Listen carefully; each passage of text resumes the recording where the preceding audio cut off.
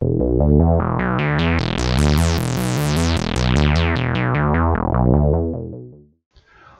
à tous, je vais vous présenter aujourd'hui un premier tutoriel sur Storyline.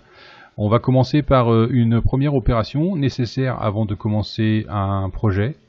C'est le réglage en fait de la taille des diapositives dans Storyline. Donc en fonction du projet que vous voulez réaliser et surtout de l'affichage que vous souhaitez avoir, si c'est un module consultable sur écran de PC ou alors sur mobile, vous allez devoir définir la taille de vos présentations.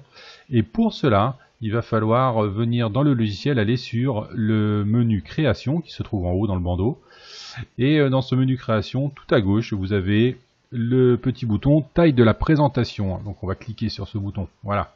Donc par défaut, Storyline fonctionne en 4 tiers. Alors c'est plus forcément la norme des écrans actuels. On est plus sur du 16/9 maintenant. Mais ça c'est à vous de choisir en fonction de votre parc. D'ordi et puis d'ordi, de PC, de machine que vous avez dans votre milieu professionnel. Ensuite, il va falloir également penser au device sur lequel, en tout cas le périphérique sur lequel sera disponible votre module, parce que une visualisation sur mobile ne se fera pas de la même façon qu'une visualisation sur PC. Donc il faut penser un petit peu à ça. Donc dans ce petit menu déroulant, l'orientation, donc soit en 4 tiers, soit en 16/9. On peut venir faire également du personnalisé, si vraiment vous avez, j'allais dire, une taille qui vous est imposée et qui ne rentrerait pas dans ces proportions-là, 4 tiers ou 16/9. Moi, je vais me mettre en 16/9, et je vais venir sur une taille d'écran standard, un 1920 par 1080.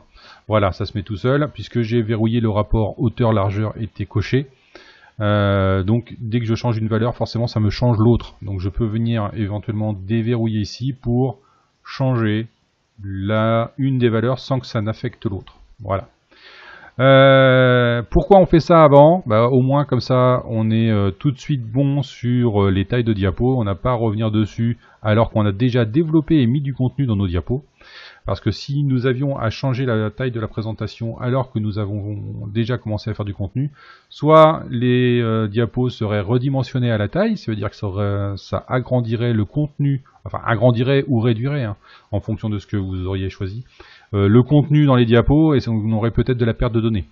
Et puis si on sait remplir l'arrière-plan, vous garderiez tout votre contenu à la même échelle, mais on aurait du fond qui se rajouterait, ou alors de la perte de données si vous aviez à réduire les dimensions. Donc attention à ça de ce côté-là. Il n'y a rien de spécial de plus à dire sur la taille, il faut vraiment le faire dès le départ pour être tranquille ensuite dans la phase de développement. Donc une fois que j'ai fini, je fais OK. Et puis dans ce petit menu de création, on peut choisir ici des thèmes. Ce sont les thèmes que l'on peut retrouver dans PowerPoint. Il n'y a rien d'exceptionnel là-dedans. Donc on peut choisir le thème, on peut venir parcourir les thèmes, ou on leur sont créés même. On peut venir choisir des couleurs, des jeux de couleurs qui seront utilisés ensuite dans vos modules. Là aussi, il y a du choix.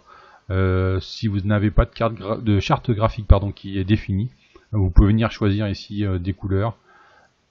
Idem pour les polices. Alors les polices, il y en a quelques-unes qui sont déjà proposées. Évidemment, ça ne répondra pas forcément à votre besoin. Mais on peut ici créer de nouvelles polices de thème et venir choisir des polices personnelles ou particulières selon ce que vous utilisez ou ce qui a été défini dans la charte graphique. Le moderne texte est important dans certains cas.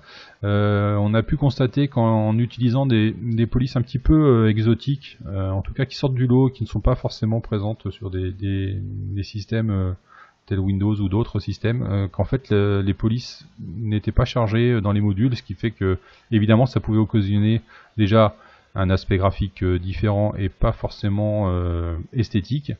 Donc le fait de cocher le moderne texte, ça permet de publier en tout cas et d'emporter les polices que vous avez choisies dans vos modules, c'est intéressant aussi.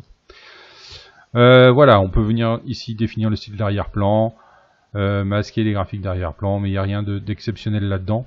Ce qui est important dès le départ quand vous ouvrez le logiciel et que vous commencez un nouveau projet, c'est de venir régler la taille de la présentation avec les valeurs que vous souhaitez et qui sont adaptées au périphérique sur lequel sera présenté vos modules. Voilà. Alors n'hésitez pas à commenter sur ce premier tutoriel. Il y en aura d'autres. Je vais travailler dessus. Et on se retrouve très prochainement pour un autre tuto. Allez, merci, à bientôt.